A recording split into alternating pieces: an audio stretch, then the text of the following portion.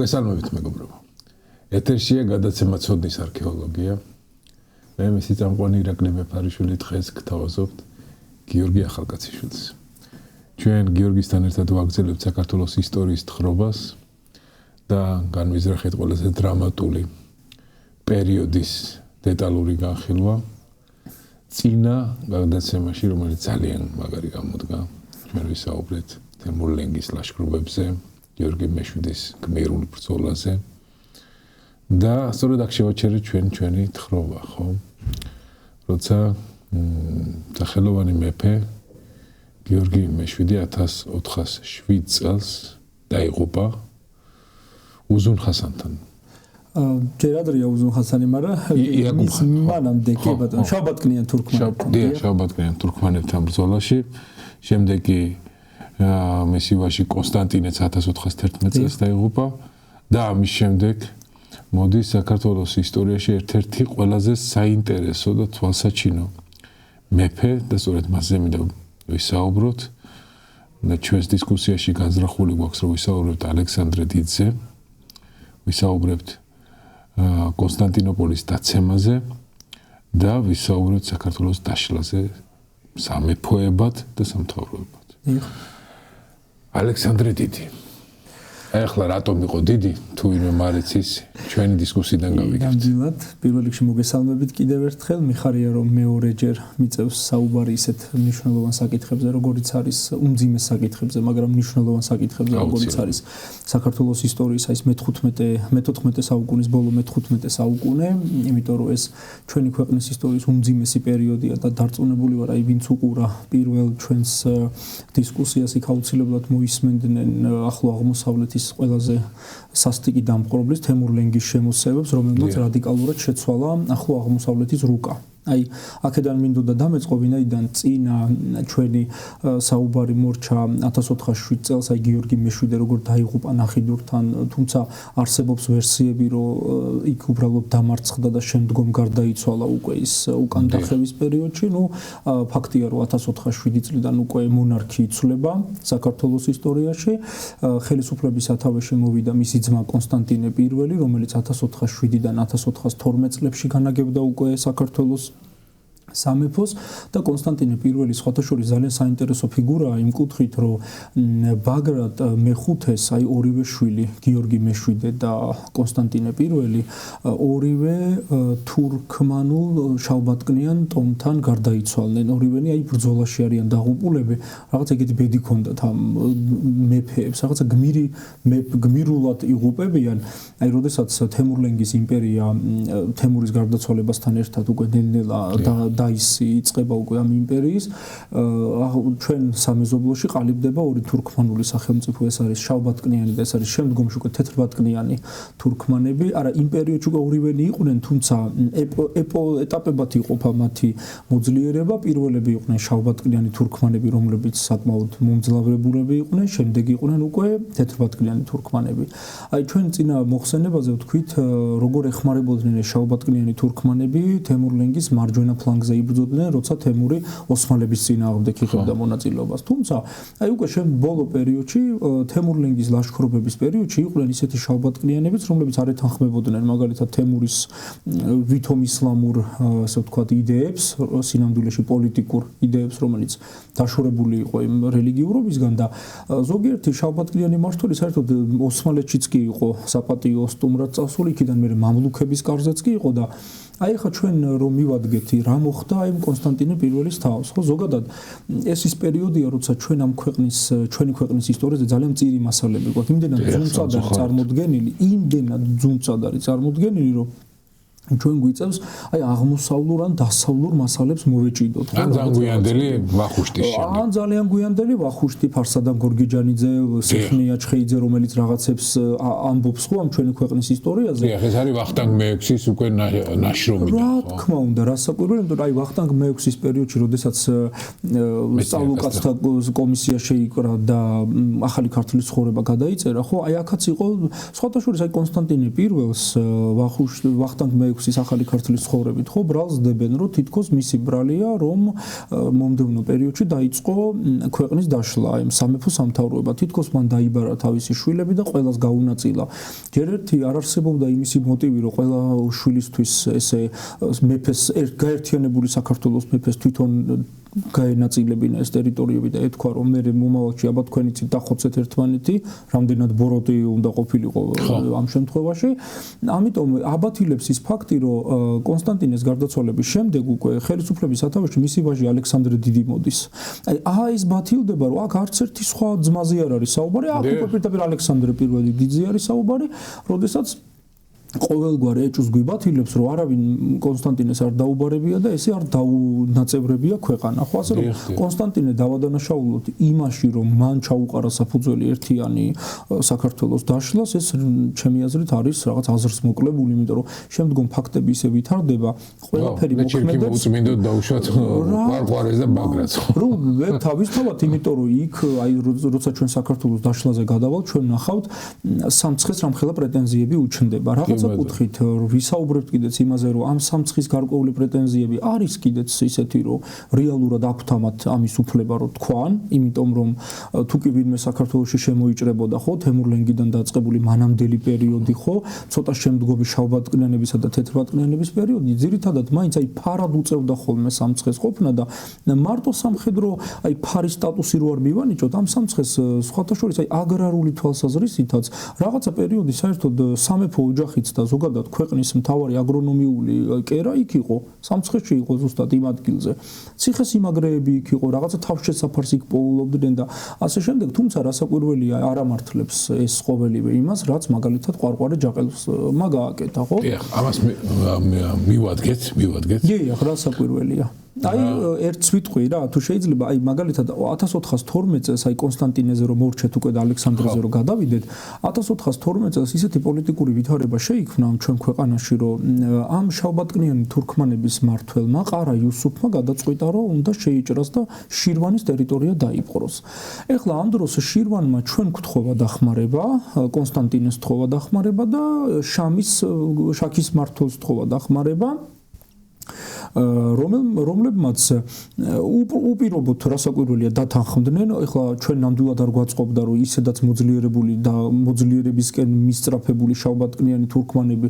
კიდევ შირვანის ტერიტორიაზე ანუ აზერბაიჯანის ტერიტორიაზე გაძლიერებულიყვნენ ამიტომ მტკვრის მარჯვენა სანაპიროზე ჩალაღანის ველზე გიორგი კონსტანტინე და ეს შაქის მმართველი იახლნენ შირვანის გამგებელს და იქ გაიმართა ჩალაღანთან ბრძოლა და ქართლის ცხოვრებაში პარიზის ქრონიკაში მაგალითად ხო სხვადასხვა ისტორიულ წყაროებში გადმოცემული არის როგორ მოკლეს კონსტანტინე პირველი ჩალაღანის ბრძოლაში და სწორედ აი ამ ბრძოლის დროს არა კონკრეტულად ბრძოლის დროს არ დაღუპულა ჩვენ ამაზე აღმოსავლური ცნობაც გვაქვს თვითონ თურქული ცნობებიდან გამომდინარე რომ ყარა იუსუფის შვილს მოუკლავს საკუთარი ხელით დასაჯა სიკვდილით ესე იგი როგორც ჩანს ბრძოლის შემდეგ ის ნაალაფარი და დატყვევებული ხალხი ვინც ყავდა წამოყვანილი ან შეიძლება სარწმუნოების შეცვლა მოსთხოვეს შეიძლება მორჩილება მოსთხოვეს და კონსტანტინე მტკიცედ დაუდგა ამ საკითხს ნუ ჩვენ უკვე სამწუხაროდ ესე დეტალურად აღარ ვიცით მაგრამ ვიცით რომ კონსტანტინე პირველი 1412 წელს ჩალაღანის ბრძოლაში გარდაიცვალა და ის მოკლა იაკობ ყაენის ვაჟმა პირადად თავისი ხელით მოკვეთა თავი აი ასეთი ცნობა გვაქვს ჩვენ ნუ მოუწია კონსტანტინე პირველსაც თავისი ძმის გიორგი მეშვიდის თითქოს ბედის გაზიარება და აი ამ მძიმე პერიოდის შემდეგ ანუ მე რითი თქმა მინდა კონსტანტინე პირველის მოღვაწეობა ჯერ კიდევ არ არის თემურლენგის მიერ მოყენებული აი ძალიან მძიმე ჭრილობების მოშუშების პერიოდი მაგრამ აი 1412 წლიდან უკვე შეიძლება ითქვას რომ ჩვენი ქვეყნის ისტორიაში როდესაც ალექსანდრე დიდი გამოჩნდა ალექსანდრე პირველი დიდი 1412 წლიდან 1442 წლამდე ჩვენ გვაქვს ძალიან მნიშვნელოვანი ნაბიჯები გადაიდგა წინ მიუხედავად ქვეყანაში არსებული შიდა და გარე პოლიტიკური პრობლემებისა. მოდი აღწეროთ ვითარება. იმიტომ რომ ალექსანდრე პირველი დიდის თელი დიდება მდგომარეობს იმაში თუ რა ვითარებაში ჩაიბარა მან სამეფო და ამ ვითარებაში მან მოახერხა ორბეული ქვეყნის რეაბილიტაცია და მოახერხა ეს საზოგადოებასთან ერთად, ანუ კონსოლიდაციით და ყველასი მონაწილეობით, აი აქაც ძალიან კარგი ხავერდოვანი პოლიტიკა ჰქონდა და პლუს ამისა ძალიან ეფექტური საგარეო პოლიტიკა. ძალიან ეფექტური, მათ შორის საშინაო ასე თქვა დაძაბულობებიც როგორ გადაწყვიტა, და ამაზე დეტალურად ვიტყვით.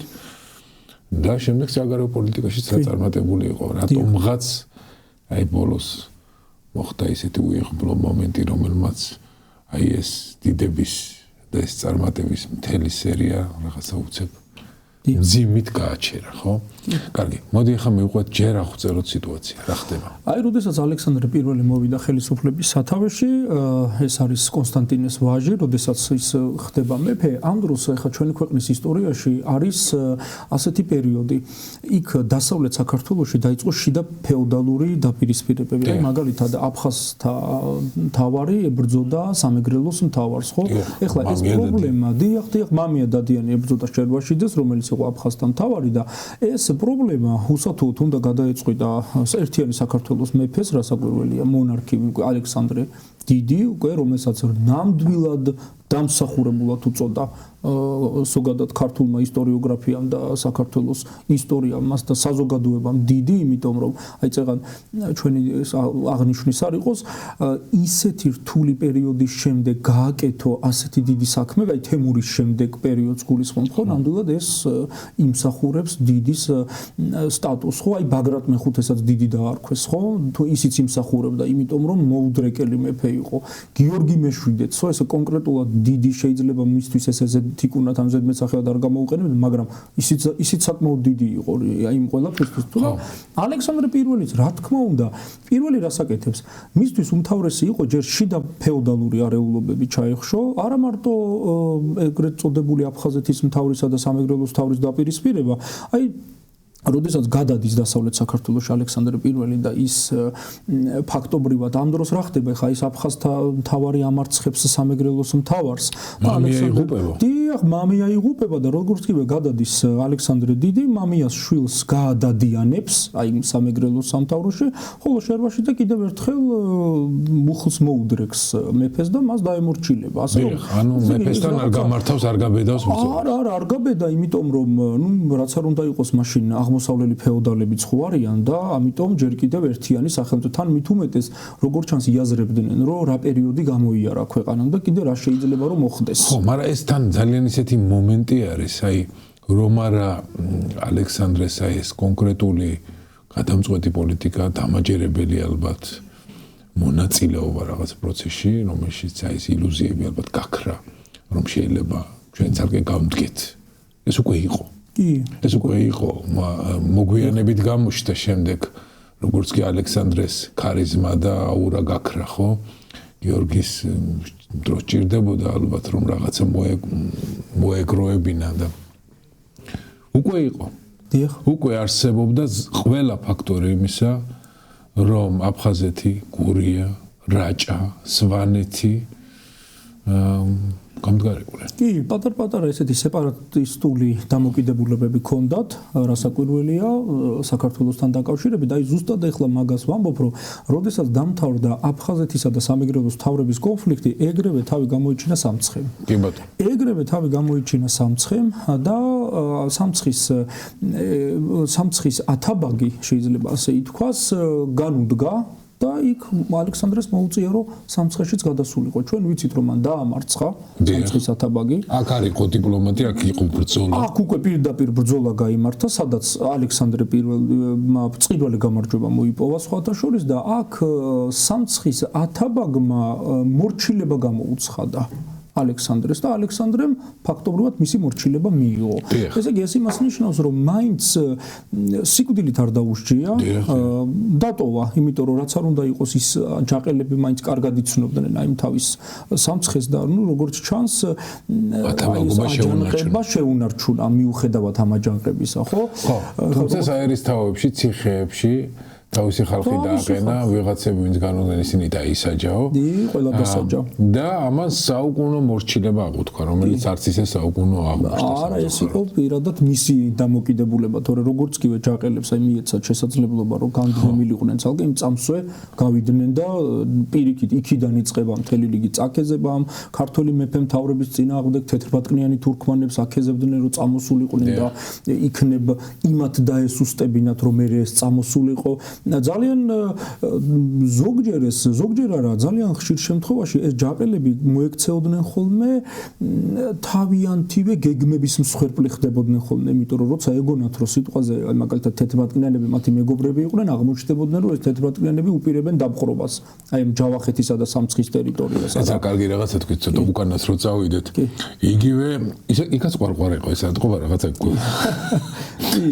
საგვარეულო ტრადიცია ქონდა, ჯერის ლიპარიტები, რომელიც დეკარის იქაც ლიპარიტები, აქაც ყვარყვარეები და იმ ყვარყვარე ათაბაგსაც საკმაოდ ესეთი უსნაური შემთხვევა დავით ლაშას ძესთან დაკავშირებით, სადაც გაეხვა ხათაბალაში და დავით ლაშას ძე ისეთი ენაბლუ იყო, ვერ გამოთქვა ვერაფერი და ყველაფერი კინაღამ ამას დაბრალდა და კინაღამ შეეწერა კინაღამ მონღოლთა წინააღმდეგ აჯანყება, ხო?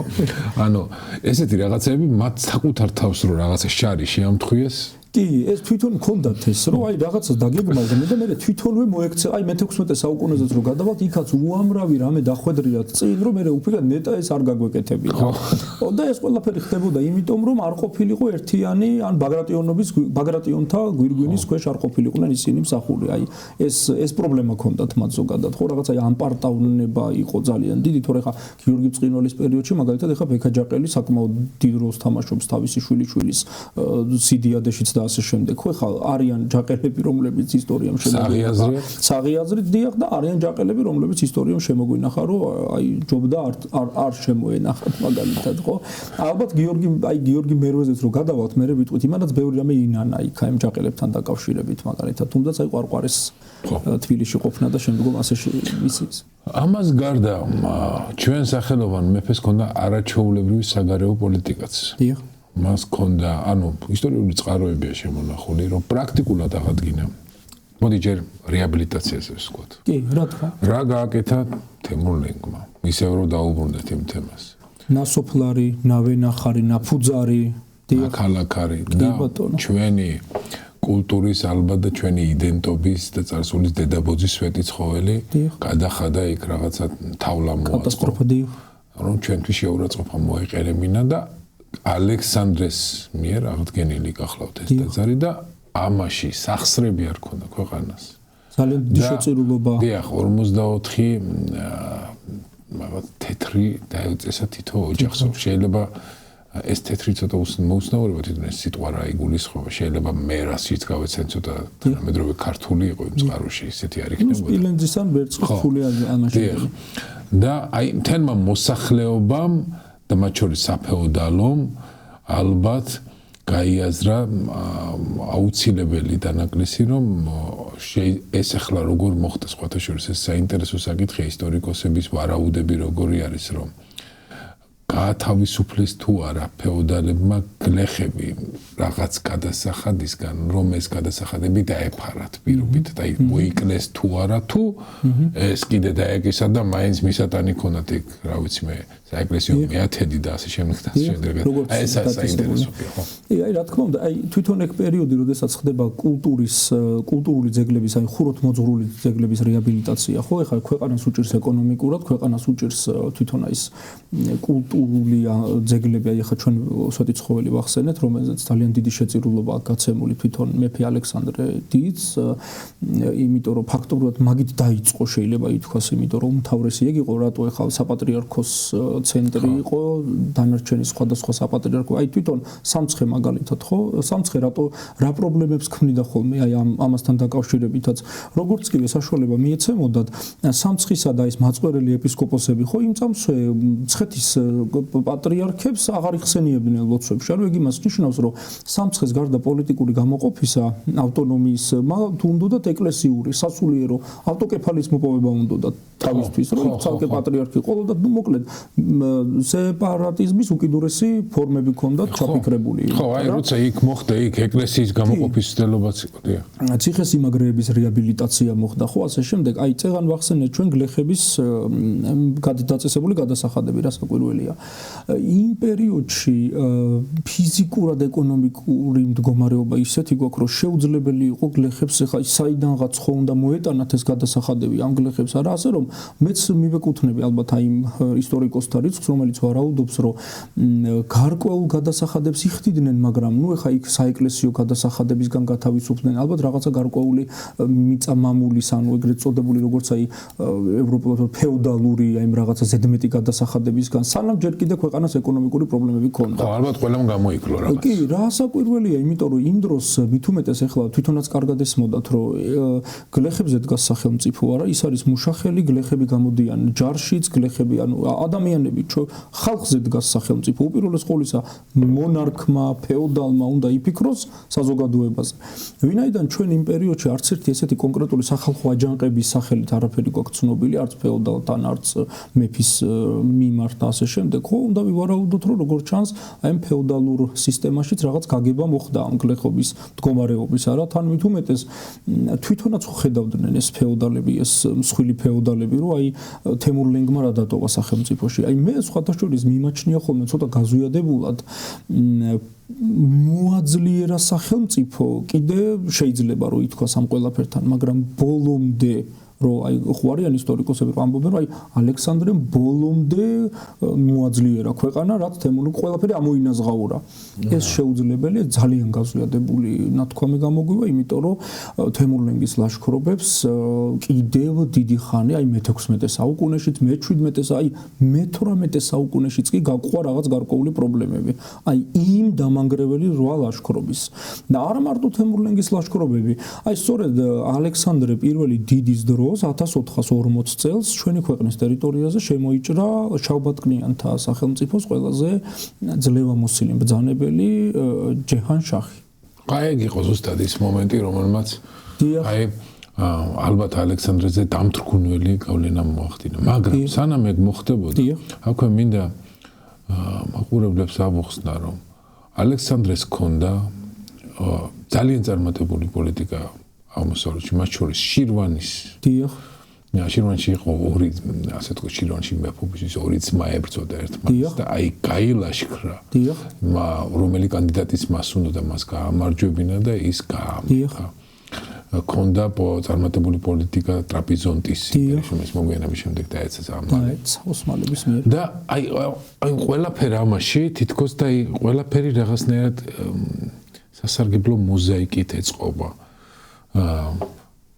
მოხსენიება ეგვიპტის სულთნის ისეთი რაღაცა დიდი იმეებით, პატივებით, ნუ ეს თავისთავად ცხადია, ეს აღმოსავლური ეტიკეტია, ესე მოგმართავენ, მაგრამ იქ აღნიშნულია ერთი ძალიან აი ის თვალსაჩინო მომენტი ჩვენი, ასე თქვათ, სახელმწიფოს ფუნქციისა, რომ თქვენთან მუდმივი აღემიცემობა მუსლიმები თავისუფლად მოდიან და ზუსტად იგივე გადასახადები აქვს რა გადასახადებიც უნდა ქონდეს და ისინი საპატიო ზუსტად იგივე საუბრობენ რომ ქართველებიო ჩვენგანო ნაწყალობები არიანო რომ უსაფრთხოდ არიანო და ასე თქვა ამუშავებენ მიწებსო და ჩვენ ვზრუნავთ მათ უსაფრთხოებას ანუ ერთგვარი ურთიერთ რევერანსების ისეთი ასე თქვა მომენტებია რომელშიც იგრძნობა პატივის. დიახ. ეს არის. რასაკვირველია, აი მაგალითად აი შირვანის მომენტი, ხო? შირვანი ჯერ კიდევ ალექსანდრეს მამის, აი კონსტანტინეს პერიოდშიც ჩვენზე დამოკიდებული იყო, იმიტომ რომ აი 1412 წელსაც ჩვენ გვთხოვეს დახმარება. როგორც ჩანს, იმედს ხედავენ აი საქართველოს სამეფოს ძალებს რატომღაც აი ეს აღიქვამენ და სხვათა შორის 1416 წელსაც გამეორდა შავბატკნიანი თურქმანების ლაშქრობა ჩვენი ქვეყნის ტერიტორიაზე, ოღონდ ამას ცოტა მოგვიანებით 1422 წელს გადაწერილი სომხური მინაწერებით ვიგებთ, რომ ესე იგი მუსლიმების დაჩაგვრის მიზნითო შავბატკნიანთან ბრძანებელი სამცხეში შევარდა და ახალციხე აიღო და დაატყვევაო და გადაწვა იქაურობაო. ესე იგი მიუხედავად იმისა, რომ მეფის წინააღმდეგ უნდა ყოფილიყო ეს ლაშქრობა, ხო, ამ შემთხვევაში წავიდა სამცხეში შევარდა და ახალციხე აიღო. აი აქაც ძალიან ბევრი სალაპარაკო აქვს ხოლმე მერიამ ჯაყელებს, თუ რამეა ყველაფერი ჩვენზე ჩვენ გვებრძვიან, ჩვენ გვატყვევებენ და სხვადასხვა, ჩვენ ვართ ფარი. ჩვენზე გადადის გადაწყდება ჯოხი ამ შემთხვევაში ახლო აღმოსავლური დამპყრობლების არა და სხვათა შორის აი სანამ ჯეჰანშაჰის ლაშქრობაზე ვისაუბრებდეთ 1421 წელს მაგალითად ლორეს მხარე დაიბრუნა აი ამ ჩვენმა ალექსანდრე დიდმა 1434-35 წლებში სივნიეთის მხარე რომელიც ყარაბაღი აი დღევანდელი სადაც ჯერ კიდე მონღოლების პერიოდში ცალკეული გადასახადები იყო დაწესებული და ეს უმნიშვნელოვანეს როლს თამაშობდა და სხვათა შორის აი ეს სივნიეთი ეს ისინი როდის დაკარგა ჩვენმა ქვეყანამ ეს ლორეს და იმის მხარე აი ზუსტად თემურლენგის 1386-87 წლების პირველი და მეორე ლაშქრობების პერიოდიდან ასე რომ ნელ-ნელა ეს ალექსანდრე დიდი ტერიტორიებსაც იბრუნებს სახელმწიფოს ცენტრალიზებასაც აკეთებს იქ სასულიერო ამბებიც მოაწესრიგა ქვეყანაში მაგალითად აი არაფრით არ შეიძლება არ აღნიშნო რომ ალექსანდრე დიდის მმართველობის პერიოდში ქვეყანამ 5 პატრიარქი გამოიცვალა და მათ შორის ყველაზე აი საინტერესო მკვლევარებისთვის არის ხოლმე პატრიარქი დავით მესამე.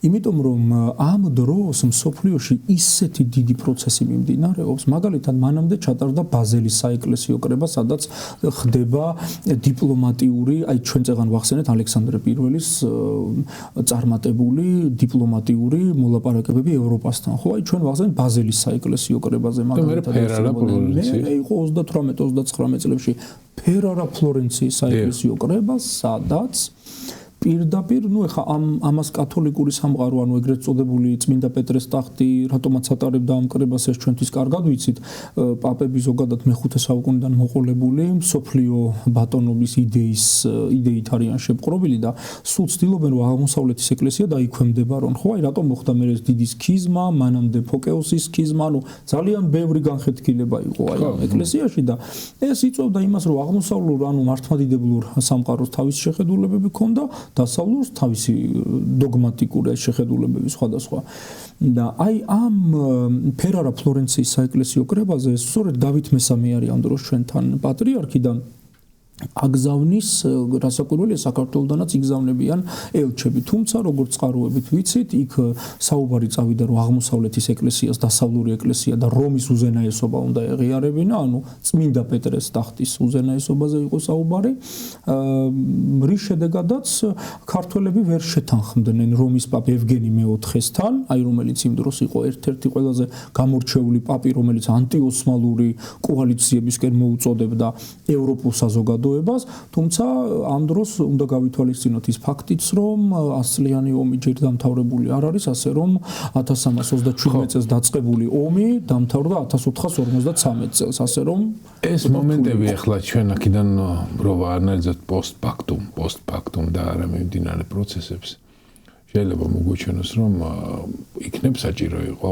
აი ამ რაღაცა შეთანხმება იქნებ პოლიტიკურად ესე მომგებიანი ყოფილიყო მაგრამ პოსტფაქტუმ ასევე ჩვენ ძალიან კარგად ვიცით რომ იმდენად დიდია მაინც გეოგრაფიული დაშორება კონკრეტულად ესეთი პოლიტიკური რევერანსი რომ დაუშვათ კათოლიკურა ეს სქიზმა გამთლიანებულიყო და ამით ჩვენ გვეშველებოდა და ევროპელები ჩვენსკენ იქნება აი რაღაცა ძალიან დიდი ფანტაზია ეს ურთულესი საქმე წარმოუდგენელი იმიტომ რომ საქართველოში პოლიტიკის წარმოებისთვის მართლმადიდებლობა ევროპისთვის დაბრკოლება არასოდეს არ ყოფილა. კონდათ შეთავაზება მოგეხსენებათ ეს ძალიან გვიან ჩვენ მივალთ იქამდე. როცა ვახტანგ მე-6-ემ თავისი პოლიტიკური გეგმა ჩაიტანა იქ. მაგრამ ეს სულაც არ უთქვამთ იმათ უარი იმის გამო რომ მაიცეთ ჯერ კათოლიკო ვარ მეგიხიათ. კი, ის სხვა საკითხები გადაიცეს. ეს ყოველთვის პოლიტიკა, ეს ყოველთვის პრაქტიკა იყო, ეს ყოველთვის პრაგმატიკა იყო და რეალ პოლიტიკა იყო მერე ბოლოს. და ამის გამო რომ ჩვენ შანსი გავუშვით ამ გულუბრყვილობას მე მომისმენია რომ ქართველები იყო ყველაზე რადიკალებიო იქ იმაზე შეიძლება ეს არის ცოტა გულუბრყვილობა ქართული დელეგაციის მხრიდან მაგრამ თავად ამ ფერარა ფლორენციის ნებისმიერი შედეგი საქართველოს ისტორიას ჩემი აზრით არ შეცვლიდა. არა, რა საკვირველია, იმიტომ რომ ეხლა იქ თუ გავითვალისწინებთ იმ პოლიტიკურ მდგომარეობას, რა მდგომარეობაშიც არის ოსმალეთის იმპერია, ხო? ეხლა იქ თან ევროპაში თუ გავითვალისწინებთ 100 წლიანი ომის მიმდინარეობას, იქ ეხლა აქედან რაღაც დაპირებებს გასცემდნენ, რომ აი სპარსელებს შემოვიყვანთ კოალიციაში, შემოვიყვანთ ქართველები, მაგალითად აი მე გიორგი მერვეს პერიოდს საერთოდ იმხელა ციფრი დასახელდა, რომ გამოვიყვანა მხელა არმიასო, ხო, ეს როგორ ჩანს რაღაც უფრო თავის მოწონების ამბავია, თორე მაგდენი ჯარის გამოყვანა თუ შეეძლო საქართველოს რამ დაშალა, ჯერ ერთი მაგხელა არმია თითქმის სულთანს ყავდა მაშინ ის კონსტანტინოპოლის აღების დროს და იმდენად არარეალური ციფრი ფიქსირდება, რომ ცოტა რთულია დაუჯერო იმ ცნობას რასაკვირველია. ასე რომ ფერარა ფლორენციის საეკლესიო კრებაზე ადგენენ და ანტიოქიის პატრიარქის გაგზავნილი ხალხი და ქართული სასულიერო დელეგაცია წამოვიდნენ და იქ ევგენი მეოთხესთანაც იქ რაღაცა წერილშიც აქვს ნახსენები, რომ აი ჩვენ არ დავთმობთ რელიგიურად, რომც რამე ყოფილიყო სიტყვაზე და აქაც რო კათოლიკობა, აი მაგალითად რუსუდანის პერიოდშიც ხო იყო რაღაც გარკვეული მცდელობები. მერე ხო კიდე ხო არის მცდელობები ამ ყველაფრისა და აი ვახტანგ მეექვსე ვახსენეთ ყველაზე კარგი პერიოდი ის რომ სულხან-საბა ორბელიანი თვითონ კათოლიკე იყო ხო შესაბამისად თუ რამე იმ პერიოდშიც რო კათოლიკობა მიგვეღო რა ეხა ოსმალობა აღარ მოხდებოდა მე ყიზილბაშობა ხო პირიქით არაფერი შეცრუ ახლო აღმოსავლეთში უნდა გავითვალისწინოთ ფონი რომელიც ნუ კონსტანტინოპოლის აღება ვერ გადადო ამ ხელა ქრისტიანულმა სამყარომ კი იქ ლაპარაკით ბევრს ლაპარაკობდნენ თუმცა სიმართლე რო ვთქვა ყველა ჩაქნეული ქონდა ხელი უკვე ბიზანტიის იმპერიასთან დაკავშირებით ხო ერთადერთი გენუამ და აი რომ მივალთ მაგ თემამდეც აუცილებლად მაგასაც გავშლით იმიტომ რომ ზუსტად ამ პერიოდს ეხება და ზუსტად ეს ამბავია და ეხა საქართველოს ტერიტორიაზე კიდე ეხა რაც შეეხება სურო ფერარა ფლორენციის საეკლესიო კრებაზე ჩვენ მონაწილეობა კარგია რომ დავანახეთ რომ ჩვენ მივიღეთ მონაწილეობა რა თქმა უნდა არის ჩართული საქართველოს სამეფო რომ კი ბატონო შეიქმნას ანტიოსმალური კოალიციები კი ბატონო თუმცა იმდენად არამყარი იყო ერთ მხარეს მდგარი კოალიციური ქვეყნების დამოკიდებულება ერთმანეთთან რომ თვითონ აჩენდა იმის აზრს გაგიჩენს ადამიანს როდესაც ამ საკითხებზე მუშაობ რომ ესენი აპირებდნენ ოსმალეთის იმპერიის წინააღმდეგ ერთობლივად ბრძოლას თუ ერთობლივად მტრის წინააღმდეგ ბრძოლას აპირებ მაშინ უნდა ერთ მხარეს იდგე ესენი ეტაკებიან ერთმანეთს ხო არა კონსტანტინოპოლამდე მივალ ცხადია მაგრამ ანუ ურთულესი ოპერაცია რომელშიც უნდა მიიღოს მონაწილეობა რომის საეპისკოპოსომ იქითკენ რა ვიცი მილანი გენუა პოლონეთიც შემდეგ ეს პოსტ წარმოვიდგინოთ პირობითად რაღაცა ასლიანი ომის შემდეგ უკვე ფორმირებული სახელმწიფოების კოალიცია და თურმე ირანის დაინტერესებულია უზუნ ხასანიც და ამით არის ყველაზე მეტად საინტერესო კიდე ეს პროექტი ამ პროექტს მარტო ერთი იდეის გამო რომ აი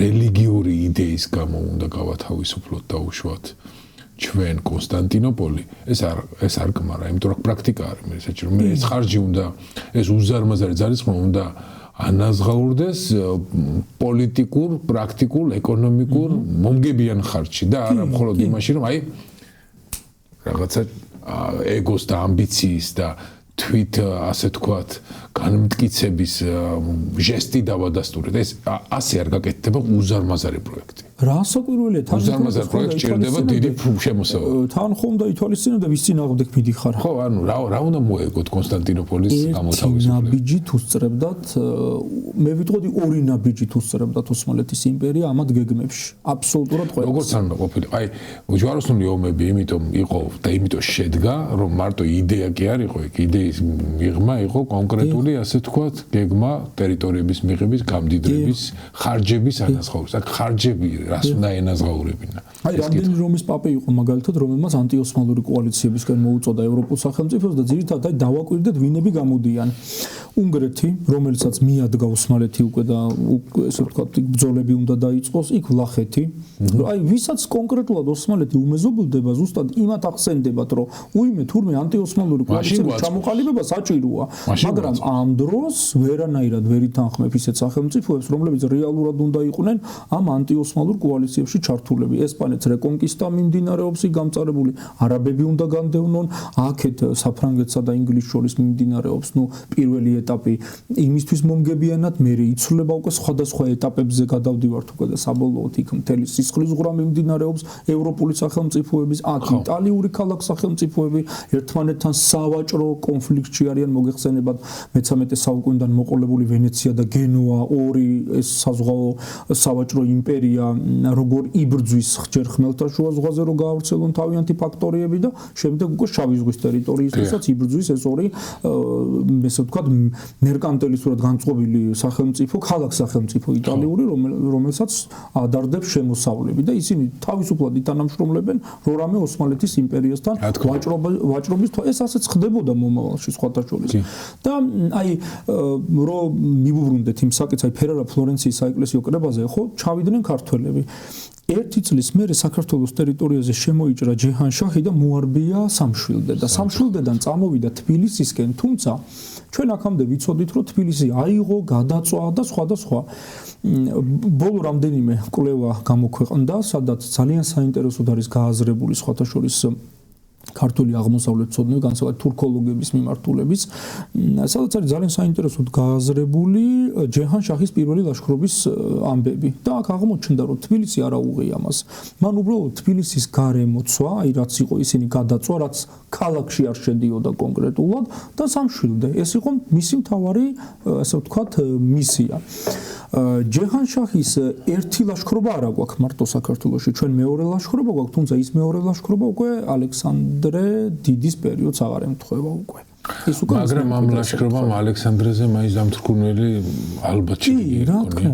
იმიტომ რომ ჯერ ერთი დაავადდა ერთი წლით ადრე, აი ზუსტად 1429 წელს სომეხი მემატიანე გადმოგცემს ჩვენ, რომ ის საოცრად დაავადდა და ისე რომ ფეხზეც ვერ დგებოდა, მაგრამ როგორც ჩანს რაღაცა გამოჯამრთელდა, ისევ ჩაუდგა სახელმწიფო სათავეში, თუმცა როგორც ჩანს დიდი ხნით არა, იმიტომ რომ 1452 წელს მას მოუწია თანამდებობიდან გადადგომა და ის ბერად აღიკვეც მონასტერში წავიდა. აი აქ არის კიდევ ერთი მნიშვნელოვანი მომენტი, რომ ალექსანდრეს ისტორიას არ სრულდება აი გარდაცვალების შემდეგ. ანუ აქ აი დიოკლეტიანესთან დაკავშირებული მითი როგორც არის ხომ, აი აქ უფრო ნამდვილი ასე თქვა ისტორია, ანუ თავად გადადგა.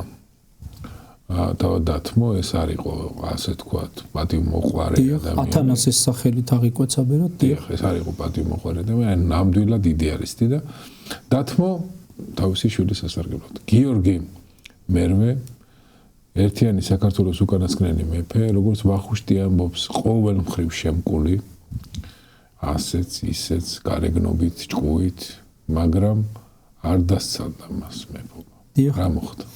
აი ზუსტად როდესაც გადადგა ტახტიდან ალექსანდრე პირველი და როდესაც მან დაუთმო, 1452 წლიდან 1456 წლამდე აი იმ პერიოდში ჩვენ ვახტანგ მეოთხე ყავდა გიორგი მერვემდე, აი იმისი რა ქვია და როდესაც ვახტანგ მეოთხის მმართველობის დროს მოხდა სხვათა შორის ზუსტად ჯეჰან-შაჰის მეორე ლაშქრობა 1454 წელი. დიახ. ოღონდ ეს საით იყო, ეს იყო მიმართული სამცხისკენ 1454 წელს, ახლა თვითონ ვახუშტი ბატონიშვილიც გადმოგცემს ამ ვახტანგ მეოთხესთან დაკავშირებით, როგორი პიროვნება იყო? იყო წარმოსადეგი, კარგი მეომარი, კაცრი პიროვნება, უშიში, ანუ როგორც ჩანს საკმაოდ ისეთი, თუმცა ვახტანგ მეოთხესაც არ დასცალდა, ახალგაზრდა გარდაიცვალა 1456 წელს და აი უკვე შემდგომში ალექსანდრეს უმცროსი ვაჟი გიორგი მერვე ავიდა ტახტზე. ახალციხესთან ვახტანგ მეოთხემ დაამარცხა ჯეჰან-შაჰი. ესე იგი, უნდა ვიფიქროთ ის ფაქტი, რომ ამ პერიოდისთვის თავისუფლად შეიძლებოდა ჯეჰან-შაჰის დამარცხება. ახალციხესთან მაგალითად ეს იყო ბრწყინვალე გამარჯვება ქართველების. თუმცა დიდი ხანი უკვე 2 წელიწადში მერე გარდაიცვალა ვახტანგ მეოთხე ახალგაზრდა ასაკში. ამ პერიოდზე იმდენად მწირი ინფორმაცია, რომ ჩვენ ფაქტობრივად ჯეჰან-შაჰთან დაპირისპირებით ვიცით აი ვახტანგ მეოთხის შესახებ ის სიძლიერეც, ის ვახუშტიც, ამიტომ გადმოგცემს ამ ყველაფერს და ტახტზე ავიდა გიორგი მერვე. საქართველოს ისტორიაში ხო ასეა ზოგადად, რომ თვითონ მეფეები ხო არ ნომრავენ თავის თავს, ისტორიკოსები ნომრავენ, ბუნებრივია. ეხლა გიორგი პირველმა სულ არ იცოდა, რომ პირველი იყო და მერე რამდენი გიორგი იქნებოდა. კიდე ხო მithumets ახლა ნუმერაციებს თუ გავყვებით. თუმცა აი გიორგი მერვეს სხვადასხვა ისტორიკოსები დაუშვათ ივანე ჯავახიშვილი გიორგი მეშვიდეთი მოიხსენიებს, ხო სარგის კაკაბაძე მოიხსენიებს კიდე გიორგი და სხვადასხვა, მაგრამ ფაქტია რომ ეხლა გიორგი დალაგებული აი ყველაზე ბოლო ვერსიით რომელსაც ჩვენ ყვებით ხოლმე ეს არის გიორგი მერვე. ერთიანი საქართველოს უკანასკნელი მეფობა ხვდა წილად ამ ადამიანს. ურთულესი პერიოდი შეხვდა იმიტომ რომ ეხლა მამამისისგან დატოვებული საქართველო მე ვერ ვიტყვი რომ დასუსტებული იყო იმიტომ რომ მის მაძმამაც მოახერხა ჯეჰანშაჰის დამარცხება ესე იგი ქვეყანას აქვს რაღაც გარკვეული ესე ვთქვათ ძალები თუმცა იმიტომ იყო მისთვის რთული რომ მოძლიერდა თეთრბატკნიანთა სახელმწიფო სამეზობლოში ამ დროს ახლო აღმოსავლეთში ნელ-ნელა ოსმალთა სახელმწიფო იმპერიად ყალიბდება და სანამ გიორგის მმართველობაზე დავიწყებდეთ, აი აქ მინდა ვახსენო კონსტანტინოპოლის ტრაგედიაც, იმიტომ რომ პირდაპირ მის პერიოდს ემთხვევა. დიახ, 1453 წელი მეჰმედ-მეორემ აისრულა ოცნება, მანამდე კი გააჩერა თავისი წინამორბედების ოცნება. ხო, მანამდე კი გააჩერა ჩვენთვის საზულმნა. კი. თემურლენგმა ეს მოვლენა და 50 წლით, მაგრამ ალბათ გარდაუვალი მაინც მოხდა. კი, რა თქმა უნდა. მოხდა გარდაუვალი და ამან ალბათ ჩვენს ისტორიას მნიშვნელოვანი კვალი დაატყო. იმიტომ რომ აღმოჩნდით მთლიანად აი ამ რაღაცა აი ჯოჯოხეთის კუნჭულში. ჩვენ ვდავრჩით ისეთ არაკეთილ მოსურნე იმპერიების გარემოცვაში შეჯერობით რუსეთი არ არის აქ მონაწილე მხარე, ანუ კავკასიონით ჩავთვალოთ რომ ხმელეთის ოკეანეა ჩრდილოეთით და სამხრეთით აი ყველაზე არასასურველი ვითარება. ისლამურ კალში ვართ მოქცეული, ეხლა ჩვენ აი მეჰმედ მეორის პერიოდში მაგალითად ხო ჩვენ ოსმალები პირველად გვიმეზობლდებიან. ოღონდ სანამ გაგვიმეზობლდებიან, მანამდეც მოხდა ლაშქრობა. დიახ, ტრაპიზონის იმპერიას დაეცა. დიახ, ტრაპიზონის იმპერიას დაეცა, იქ კონსტანტინოპოლზე შეტევა მოხდა და აი აქამდე ეხლა რა განსხვავება იყო, ეხლა გაუჩნდებათ მაგალითად შეკითხვა, ვინც ამ საკითხს არ იცნობს, რომ ასეთი რა განსხვავება იყო ამ ესე ვთქვათ ოსმალებსა და დანარჩენ სხვა სახელმწიფოებს შორის, რომ ეს ოსმალეთი ახერხებს ამხელა ფართობზე გავიდეს და ამხელა გამარჯვებებს მიაღწიოს, ხო? მე-15 ეხლა კონსტანტინოპოლის აღება და ბიზანტიის დაცემა ცარიელ ნიადაგზე არ აღმოცენებულა, მაგას წინ უსწრებდა მთელი რიგი თამდევი მოვლენები, თუ მაგალითად ვიტყვით იმპერატორ ივანე მერვე პალეოლოგოსის მიერ კათოლიკურ უნიაზე ხელის მოწერას, რამაც გამოიწვია თვითონ ადგილობრივი პატრიარქისა და მართლმადიდებელი ბიზანტიური ეკლესიის განდგომა იმპერატორისგან, აქ ძალიან ბევრი პროცესი უწყობდა ხელს ამ კონსტანტინოპოლის აღებას, შიგნითაც იყო გარკვეული პრობლემები. და მეორე ჩვენ კარგად გვახსოვს რომ ბიზანტიის პირველი ტრაგედია, როდესაც მან თურქულ სახელმწიფოსთან განიცადა ეს ცოტა უკან რო დაუბრუნდე, ეს არის 1071 წლის მანასკერტის იგივე მანციკერტის ბრძოლა. სადაც რომანოს დიოგენე ტყვედ ჩავარდა და ფაქტობრივად თურქ-სელჩუკები შევიდნენ მცირე აზიის ტერიტორიაზე. აი პატარა ისტორიული ექსკურსი რო გავაკეთოთ, როგორ გამოჩნდნენ ეს ოსმალები. შემდეგ, როდესაც მე-13 საუკუნეში მონღოლები წამოვიდნენ, ამ მონღოლებმა შუა აზიიდან გამოიყოლეს ეს ოღუზი თურქების გარკვეული ტომები და ერთ-ერთი ტომი იყო ქაის ტომი, რომელიც მოვიდა, ჯერ თავიდან იქ სირიის საზღვარზე იმყოფებოდნენ, სირიის ამირა ეხმარებოდა გარკვეული, ერთ-ერთი ყველაზე გაუბედურებული, გაღარიბებული ტომი იყო. და ამ სირიის ამირამ მიწა აჩუქა ამ მცირე აზიის ტერიტორიაზე, დღევანდელი თურქეთის ტერიტორიაზე, ბიზანტიის საზღვართან. ამ ტერიტორიას ერქვა სეგუთის პროვინცია. იფიქრა რა, რომ იქ ბიზანტია გადაყლაპავს. ამათმა დაიწყეს ბიზანტიელებთან ვაჭრობა.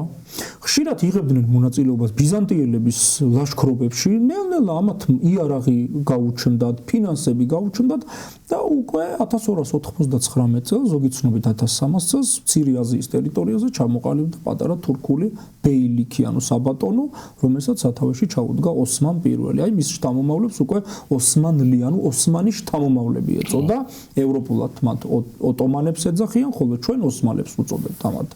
აი უკვე მე-14 საუკუნეში ისეთი მნიშვნელოვანი გამარჯვებები ჰქონდათ.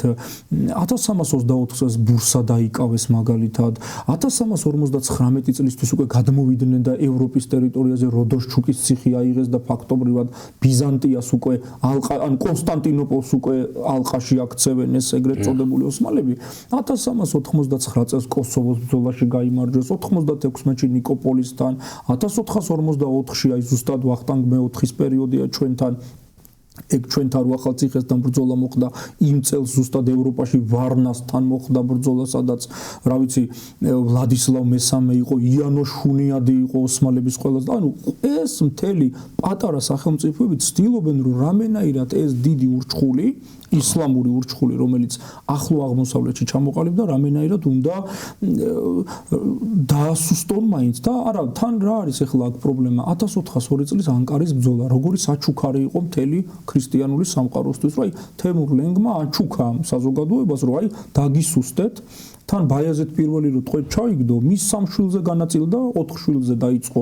დაპირისპირება 1402-დან 1412 წლამდე სამოქალაქო ომი იყო ოსმალეთის იმპერიაში ყველაზე კარგი პერიოდი რომ იქ სერბეთმა კი მოახერხა რაღაც დროებით გამოეყო იქ ვლახეთმაც მოახერხა თუმცა მარტო პატარ-პატარა სახელმწიფოები რო გამოვიდნენ აქ საჭირო იყო კოორდინირებული მოქმედება და რაღაცა უფრო დიდი ტერიტორიების წართმევა ოსმალებისგან მაგრამ ძალიან მალე მოახერხეს რეაბილიტაცია და აი წეღანა თქვი რა უწყობდა ამაში ხელს ცეცხლსასროლი იარაღის დახვეწა გაცილებით უფრო კარგი შეიარაღება ჰქონდათ ვიდრე ევროპულ ესე ვთქვათ პერიფერიებში ხდება იმ პერიოდში ხო ბოლოს და ბოლოს აი მივადექით იმ 1451 წელს ტახტზე ავიდა ახალგაზრდა მეჰმედ მეორე რომელიც ისტორიაში ძალიან ცოტა ადამიანია რომელსაც უწოდებენ დამპყრობელს და ის არის ერთ-ერთი მათგანი მეჰმედ მეორე დამპყრობელი აი ამ ტერმინით მოიხსენიებენ და სხვათა შორის ისლამურ სამყაროში ნაწინასწარმეტყველები იყო ჯერ კიდევ მოციქულ მუჰამადის პერიოდიდან რომ დაიბადებოდა მუჰამადი რომელიც აუცილებლად ღვთის ალაჰის ნებას აასრულებდა და აიღებდა კონსტანტინოპოლს ხო ესეც იყო ნაწინასწარმეტყველები და თითქოს აი ეს რაღაც წმინდა იყო აი ამ ოსმალებისთვის რომ კონსტანტინოპოლი უნდა აეღოთ ხო აქამდე არაერთმა სულთან მამამისმა სხვათა შორის მურად მეორემაც სცადა კონსტანტინოპოლის აღება, თუმცა კონსტანტინოპოლის აღება ხმელეთიდან, მხოლოდ ხმელეთიდან შეუძლებელი იყო, აქ საჭირო იყო ძლიერი ფლოტი და ძლიერ ფლოტთან ერთად საჭირო იყო артиლერია, რომელიც მეჰმედ მეორეს უკვე ჰქონდა. როდესაც ის ტახტზე ავიდა, მან იმდენად კარგი დიპლომატიური ვითარება შექმნა ევროპულ საზოგადოებთან, რომ თითქოს დააჯერა, რომ ეს სულტანი არაპირებს მომავალში რაღაც დიდ და საზარელ დაპყრობებს.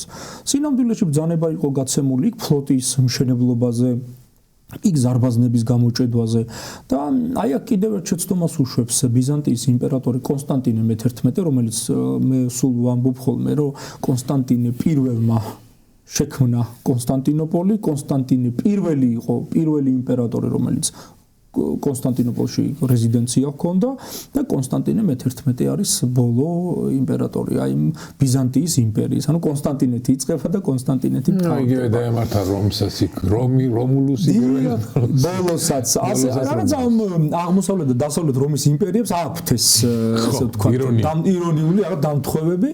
თუმცა აი კონსტანტინე მე-11 სხვათა შორის გიორგი მერვის შვილზე ჩვენთან სპეციალურად ჩამოვიდა კონსტანტინე მე-11-ის მარჯვენა ხელი გიორგი ფრანძესი, რომელმაც ითხოვა, რომ აი იქნებ მატრიმონიალური დიპლომატია გამოვიყენოთ და გიორგი მერვის შვილი დანიშნული იყო კონსტანტინე მე-11-ზე, თუმცა არც ქორწილი და არც მაგალითად ეს არ აღსრულდა, იმიტომ რომ შემდეგ მოხდა აი ეს ქრისტიანული სამყაროსთვის დიდი ტრაგედია, რომელსაც ქვია კონსტანტინოპოლის აღება და ბიზანტიის იმპერიის განადგურება, ხო, დაეცა ბიზანტიის იმპერია, სულ ვამბობ ხოლმე ამ იმპერიისგან რა იყო დარჩენილი.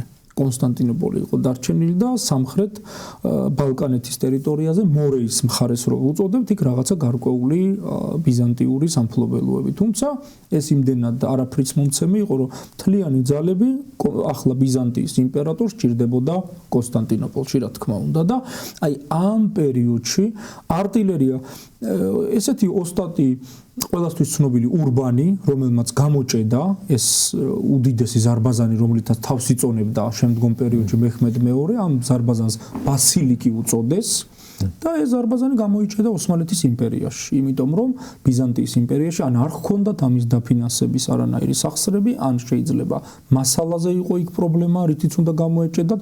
ფაქტია, რომ ორბანმა თავისი უზარმაზარი ზარბაზნის თვის ინვესტიცია მეჰმედ მეორის ოსმალეთის იმპერიაში მონახა და დედაქალაქ ადრიანოპოლში, რომელსაც ოსმალები ედირნეს უწოდებდნენ, გამოიჭედა ზარბაზანი, რომელიც იმ პერიოდში მთელ მსოფლიოში იყო პირველი. და 1453 წლის აპრილის დასაწყისში ეს სხვათა შორის აღდგომის დღეს დაემთხვა, ანუ აი მაგ პერიოდში უწევდა ზუსტად აღდგომა და ყველაზე წმინდა დღეს შეუტიეს, შეიძლება ითქვას, კონსტანტინოპოლს და აქ ეხლა რა ხდება? რა უცნაურია ეს არარაინდული, ასე ვთქვათ, მომენტები მუსლიმურ თემს, ну არ მინდა ესეთი მთლად განზოგადება, მაგრამ ისტორიული ფაქტებია, აი ზუსტად ეგ რაც შენ თქვი, იომ ქიფურის ომიც იქაც ებრაელებს ზუსტად ის დღეები გამოიყენეს ადამიანები, რომ არაფერს არ აკეთებენ, საკრალური რუაშრომა, რომ გრძალება იქნება, ახლა ქეიფობენ და ცოტა ხანის სანამ აზრზე მოვლენ, მანამდე მოუგოთ იქნება ომი. გაუკეთებიათ ეს. აი 1440-ს ჯეჰანშაჰის პირველში აღდგომას დაემთხვა ზუსტად ამ პერიოდს. მერე სიმონის პერიოდშიც იყო ანალოგიური შემთხვევა, როცა აღდგომის და აი სუფრიდან ფაქტობრივად უკვე ომში ჩაებნენ. ასე რომ აი ზუსტად ესენი უყვარდათ ამ ბოლო პერიოდში. ეს უსინდისობა.